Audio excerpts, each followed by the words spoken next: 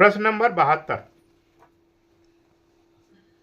इंद्रधनुष के रंगों का क्रम बताइए। बैंगनी, नीला, आसमानी, हरा, पीला, नारंगी, लाल। 100% सवाल आएगा, 100% सवाल आएगा ही आएगा, ना आने का कोई मतलब नहीं इस सवाल।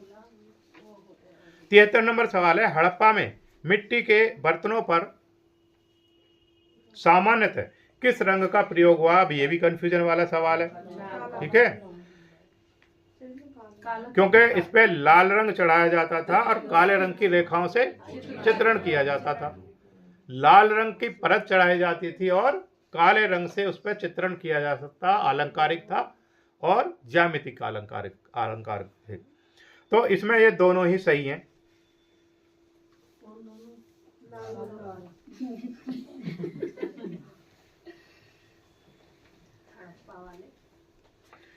चौहत्तर नंबर सवाल है, बिल्कुल भी 0% कंफ्यूजन नहीं होना चाहिए इस समय, क्योंकि आपके पास समय बहुत कम है। हो सकता है दोबारा ये सवाल बताने का मौका ना मिले, एक ही बार में रटिए, क्लास नहीं छोड़िए, 100% उपस्थित रहिए। जिसका छूट गया वो छूट गया, फिर उसका मौका नहीं मिलने वाला है। कल भी बताया था, एक सवाल हमें कम से कम 5 साल पीछे खींच के ले जाता है, एक सवाल। तो हर सवाल पर ये समझ लीजिए 100% कंसंट्रेट करिए, उसको रटिए अच्छे से, समझिए उसको। 74 नंबर सवाल है, सुप्रसिद्ध जर्मन विद्वान प्रोफेसर विल्हम ऑस्टवाल्ड ने कितने रंगों का चक्र प्रस्तुत किया। ये भी 100% आता जी, 8। ऑस्टवाल्ड ने कितने रंगों को रंगत चक्र में रखा। अब इसमें यहाँ 8 रख सकते हैं, ठीक है। रंगत एक 7 की जगह 8 कर लो या लिख लो। हाँ, लाल है, नारंगी है, पीला है, हल्का हरा है, समुद्री हरा है, नीला और बैंगनी। 8 हैं। अगर जहां रंगत की बात आती तो रंगत कितने होंगे। हाँ, वेरी गुड, किसने बताए। हाँ, वेरी गुड, 24 रंगतें होती हैं। वाह वाह। अगर रंगत पूछता है, हाँ ठीक है। भारतीय झंडे में प्रयुक्त चक्र का रंग है, ये भी 100% आएगा सवाल, ना आने का कोई मतलब नहीं है इसका, ठीक है। हर परीक्षा में मिलता है, हर परीक्षा में मिलेगा, अभी भी मिलेगा जो परीक्षा होने वाली है। नेवी ब्लू, ये उस समय भी आया था सवाल जिस समय मैंने इंटरव्यू दिया था। इंटरव्यू में ये सवाल पूछा गया था, और एक प्रज्वलन वाला हरा जो वो दोनों सवाल इंटरव्यू में पूछे हुए थे, इसलिए मुझे अच्छे से याद रहते हैं। अजंता में कितने प्रकार की रेखा शैली का प्रयोग किया गया है। इसमें लिखा हुआ 20, 22, 2, 21। इनमें से कायदे में कोई सा भी नहीं है, ठीक है। कायदे में इनमें से कोई सा भी नहीं है, क्योंकि रेखाएं कितनी है, 3 ही है। हाँ, तो इसमें 3 सवाल नहीं दिया है, 2 तो दे रखा है। अब उसमें तीनों प्रकार की रेखाओं का प्रयोग हुआ है। कौन कौन सी होती हैं रेखाएं। क्षैतिज, लंबवत और कोणीय या कर्णवत। 3 ही रेखाओं का प्रयोग हुआ है पूरी शैली में। अब या तो इसको 2 को 3 कर लो। हाँ हाँ,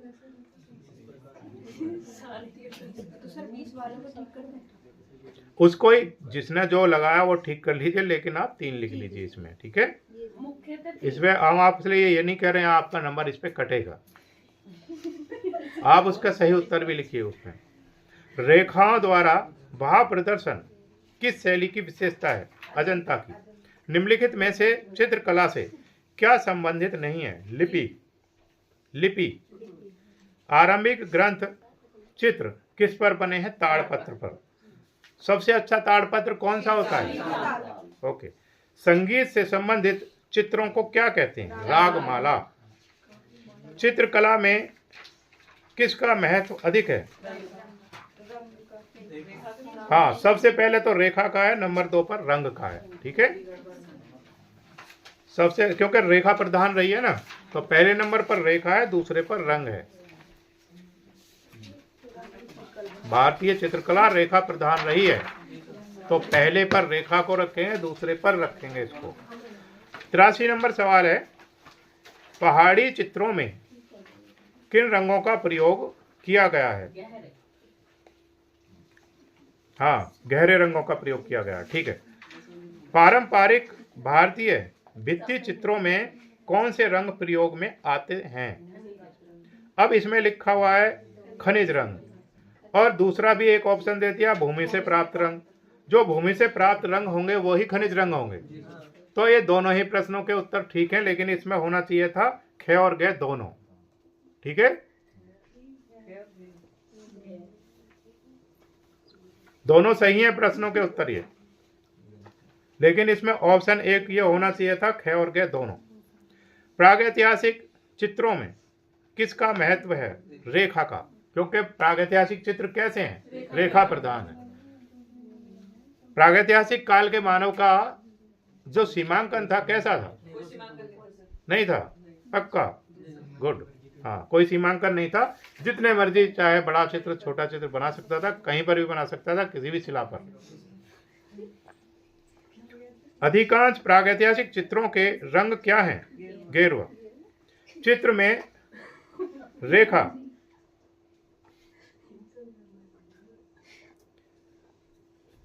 आकृति को रोक देती है, ठीक है, चित्र को उभारती है या प्रवाह पैदा करती है।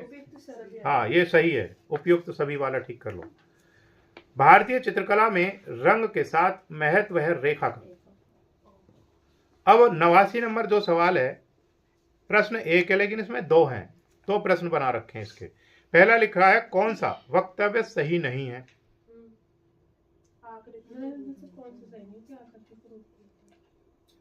फिर लिखा आकृति को रूप मिलता है। अगर इसको देखें आकृति को रूप मिलता है तो फिर इसका उत्तर होगा छाया प्रकाश। अगर कौन सा वक्तव्य सही नहीं है इसको देखें तो फिर इसका उत्तर होगा प्रतीक से।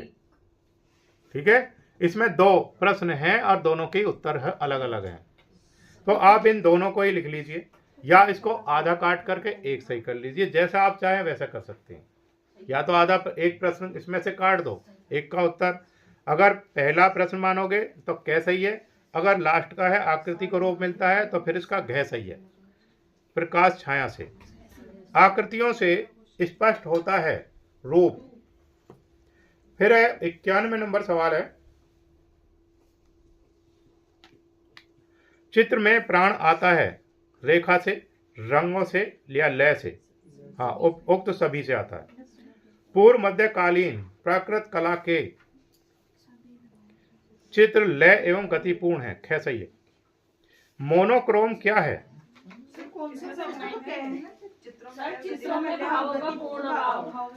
पूर्व मध्यकालीन प्राकृत कला के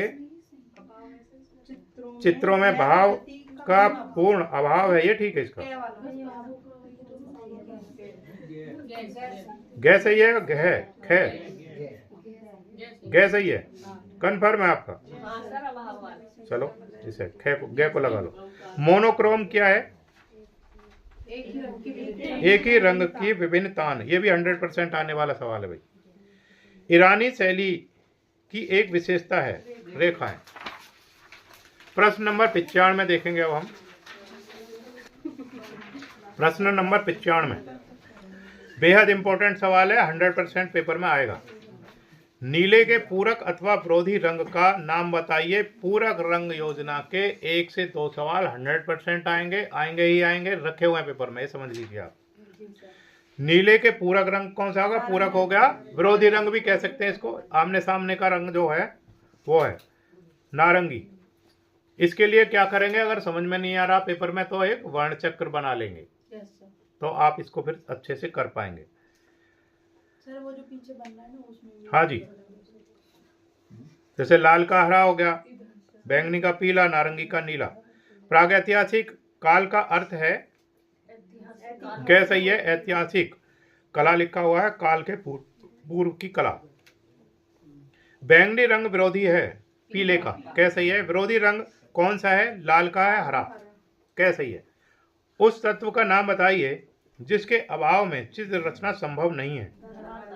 धरातल, क्योंकि बिना धरातल के कुछ कर ही नहीं सकते।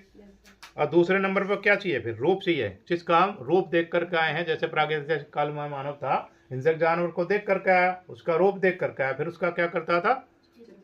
यानी धरातल था उसके पास। क्या था? धरातल, शिलाएं थी। अब वो शिकार करने के लिए गया, वहां उसको हिंसक जानवर दिखाई दे गए। हिंसक जानवर को मार के नहीं आया, उसकी छवि आंखों में उतार कर ले आया।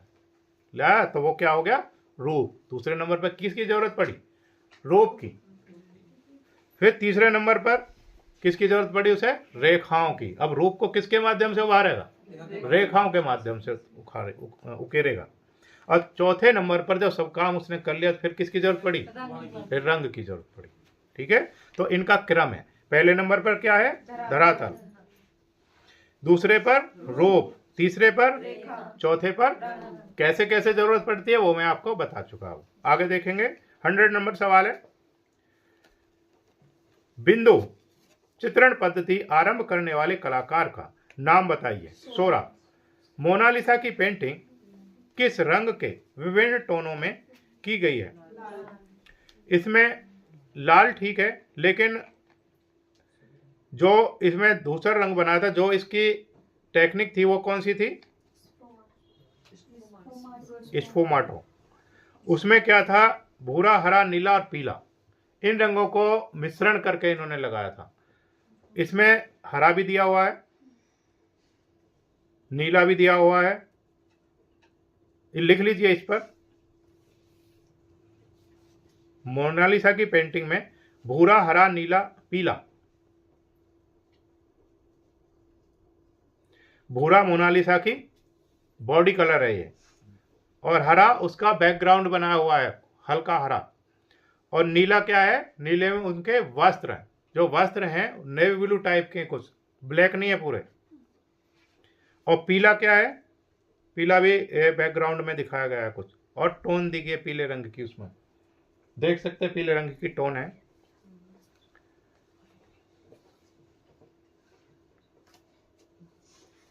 एक 102 नंबर सवाल देखेंगे।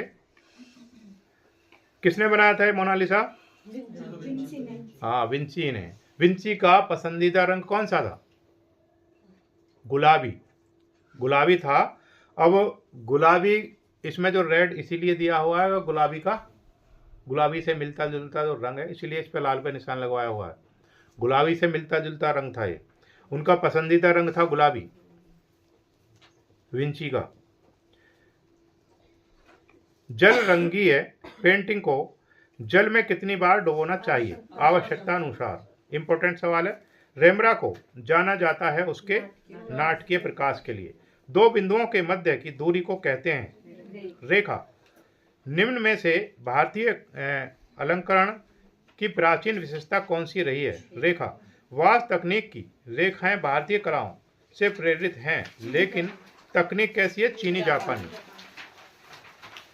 107 नंबर सवाल है। अलंकारिक आलेखन किन रेखाओं से बनाए जाते हैं। लयात्मक रेखाओं से बनाए जाते हैं। कला के संदर्भ में कलम का पर्याय है, बेहद इंपॉर्टेंट सवाल है, आएगा शैली से है। अगर शैली नहीं होता था कूंची और ब्रश को भी कलम बोल देते हैं, ठीक है, लेकिन अगर शैली है तो पहले नंबर पर शैली पे निशान लगाएंगे।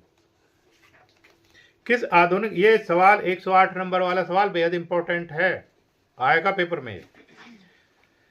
109 नंबर सवाल देखेंगे। किस आधुनिक भारतीय चित्रकार के चित्रांकन पहली नजर में ठोस काले विस्तार के रूप में दिखते हैं। जयराम पटेल, गैर सही है। समान अथवा सामंजस्यपूर्ण अवयवों की पुनरावृत्ति से उत्पन्न निरंतरता को कहते हैं लय। चित्र में कणवत रेखाएं किस मनोभाव को व्यक्त करती हैं। व्याकुलता, खै सही है।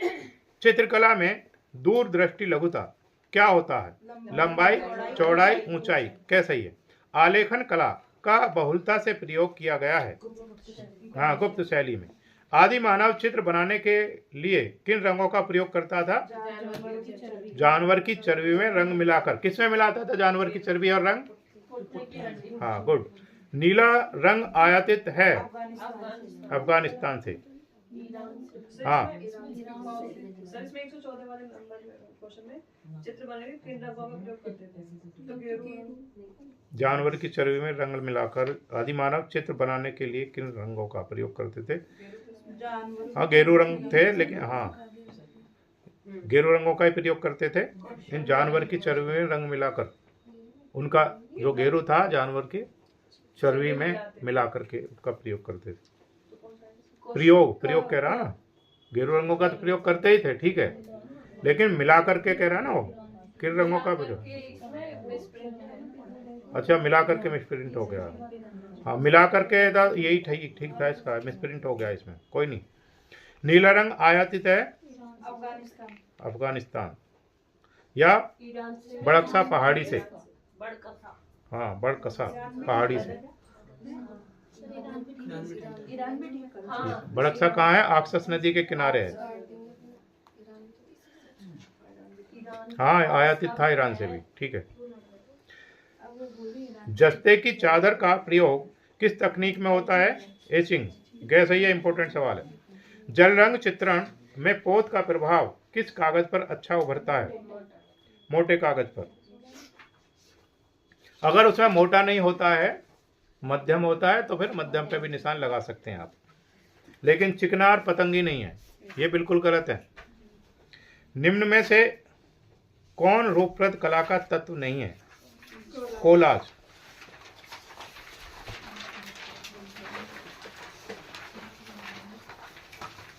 कोलाज की शुरुआत किसने की थी? ब्राक और पिकासो ने, ठीक है। 1907 में की थी और 1912 में के आसपास अपनी कलाकृतियों में इसका पूर्णतः प्रयोग करने लगे थे। मैंने आपको बताया था इसकी खोज कैसे की थी इन्होंने। यस, हाँ, दोनों मित्र थे और घूमने के लिए जा रहे थे। कुछ हल्का फुल्का क्या था, अंधेरा था, पूरे तरीके से दिन नहीं निकला हुआ था। दोनों दोस्त थे, सुबह वॉकिंग के लिए निकले तो मेला लगा होगा कहीं, बच्चे उस रास्ते से गुजरे होंगे रात को, कच्चा रास्ता था, धूल भरी पड़ी थी और किसी बच्चे के मुखौटा लगा हुआ था। मुखौटा किसे कहते हैं? हाँ, मास्क, जैसे क्रिस टाइप, क्रिस पिक्चर देखी है ना, उसमें जैसा मास्क लगा हुआ था और वो टूट गया होगा, उसने फेंक दिया। और वो फेंका, वहाँ पे हो सकता कबूतर के पंख पड़े हों पहले से ही, या हो सकता आकर के गिर गए हों कहीं से। उस मास्क के अंदर वो पड़े हुए थे, इनको वो देख करके बेहद अच्छा लगा। क्यों लगा इनको? गुजरे तो वहाँ से बहुत सारे थे। क्यों? क्योंकि कलाकार थे। कलाकार का जो माइंड होता है वो हर चीज़ पर चलता है, वो उसकी एक अलग दुनिया होती है, वो सामान्य से हट करके रहता है। अब इसने देखा तो उसने ब्राक ने इसको दिखाया, किसको? दोनों ने मिल करके उसको देखा कितना सुंदर लग रहा है ये। उन्होंने उसको लिख उठाया और एक उनको आइडिया मिला वहाँ से। उस आइडिया को उन्होंने करना शुरू किया, 7 से शुरू करा और 12 में अपने उसमें चित्रों में अपनी कला में उसको समाहित कर लिया और उसको नाम दे दिया क्या? हाँ, उसी को नाम दिया कोलाज। कोलाज फ्रांसीसी शब्द है, फ्रांसीसी शब्द है कोलाज, और जिसका अर्थ है गोंद लगाना। गोंद समझते हैं? हाँ, गोंद लगाना जिसका अर्थ है। औरंगजेब की वृद्धावस्था के चित्र सुरक्षित रखे गए हैं। हाँ, राज्य पुस्तकालय रामपुर में। जो राज्य पुस्तकालय रामपुर है,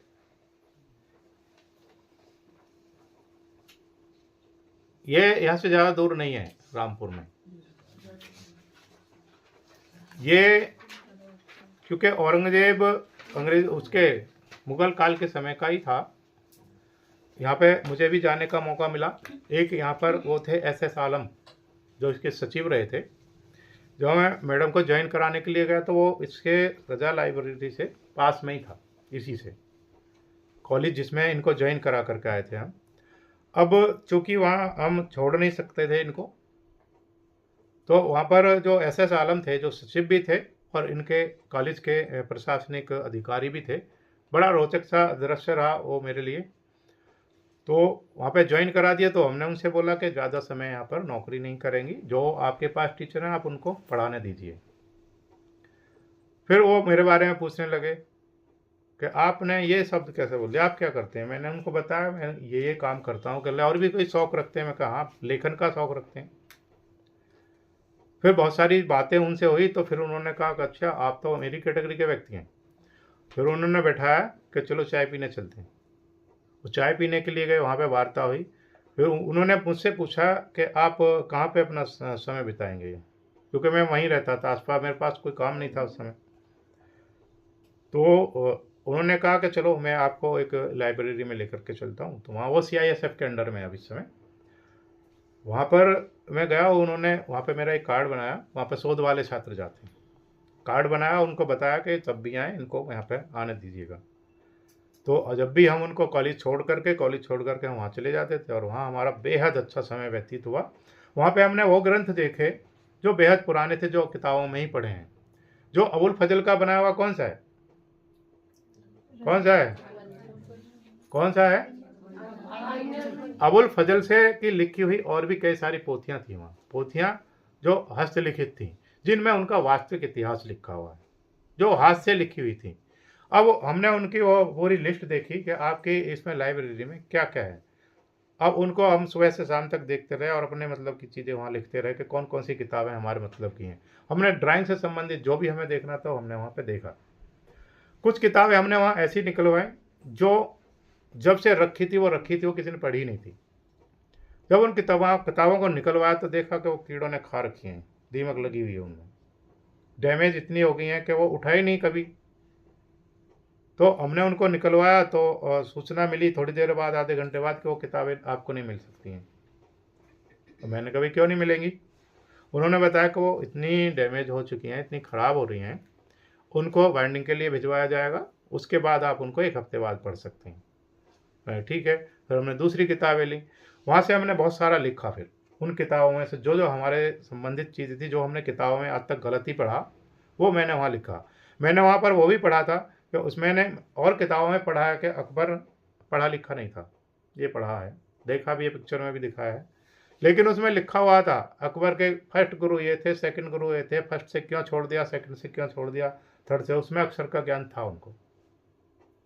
तो उसमें बहुत सारी चीज़ें मिली और मेरे लिए वो बेहद बेहद अच्छा वक्त मेरा वहाँ व्यतीत हुआ। 15 दिन में वहाँ रहा और 15 दिन में मैंने बहुत सारा कुछ लिख लिया। अब उनसे जो SS आलम साहब थे, वहाँ के प्रशासनिक अधिकारी थे, उनसे मेरा रेगुलर वार्ता होने लगी। रेगुलर वार्ता में तब भी हम इनको वहाँ पे लेकर के जाएं, बाद में छोड़ने के लिए जाएं या लेने के लिए जाएं, तो हम अक्सर उन्हीं के पास रहते थे। कई बार उनके साथ खाने पीने का भी व्यवस्था हुई, घर पर ही खाना बनवा देते थे हमारा। तो अब ऐसा हुआ तो काफ़ी दिन से मैसेज नहीं आया फिर उनका। मैं उनको रेगुलर मैसेज करता था, उनका भी रेगुलर मैसेज आता था। एक दिन मैसेज जब नहीं आया 1 हफ्ते से, तो मैंने फ़ोन किया, उनके लड़के ने उठाया। मैंने कहा वो आलम साहब से बात करनी थी मुझे। तो उन्होंने कहा वालिद साहब एम्स में भर्ती हैं दिल्ली। मैंने कहा मैं वहाँ पे आना चाहूँगा। तो उन्होंने कहा कब आएंगे आप? मैंने कहा आज ही शाम को। मैंने शाम को उनको फ़ोन किया कॉलेज से फ्री होने के बाद कि मैं यहाँ से निकल रहा हूँ। कहने लगे कि अब आपको निकलने की ज़रूरत नहीं है, वालिद साहब अल्लाह को प्यारे हो चुके हैं। उसके बाद मैं फिर रामपुर पहुँचा। वो व्यक्ति ऐसे थे जो फर्स्ट मुलाकात में हमारे दिल को छू गए एकदम से। एज तो ज़्यादा थी, लगभग 62 साल की एज थी और बहुत कुछ थे। तो वो अदर धर्म था, लेकिन वो उनमें व्यक्तित्व तो ऐसा था कि अट्रैक्टिव, अगर एक बार उनको व्यक्ति देख ले तो उन्हीं का कायल हो जाए, ऐसा अट्रैक्शन था उनमें। उसके बाद फिर कोई वार्ता नहीं हुई, ना ही कभी गए। उन्होंने एक बात बताई थी जो उनकी एक ही